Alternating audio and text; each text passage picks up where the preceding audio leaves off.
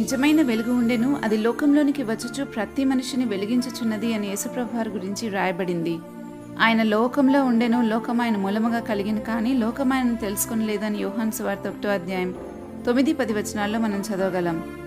ఆయనను తెలుసుకొనకపోగా లోకం ఆయనను ద్వేషించింది. ఎందుకంటే దాని క్రియలు చెడ్డవని దానిని గురించి సాక్ష్యమిస్తున్నారు గనుక లోకము మన ప్రభువును ద్వేషించింది. ఆయనను ద్వేషించింది గనుక ఆయనలాగా బ్రతకాలనుకున్న వారిని కూడా ద్వేషిస్తుంది. మన క్రియలు చెడ్డవని దేవుడే సాక్ష్యమిస్తున్నప్పుడు సత్యాన్ని అంగీకరించగలిగే వారు మాత్రమే తమ క్రియలు చెడ్డవని గుర్తించి మారు మనసు పొందుతారు. సత్యాన్ని అంగీకరించలేని వారు ఆ మాటలు చెప్పినందుకు చెప్పిన వారిని ద్వేషిస్తారు.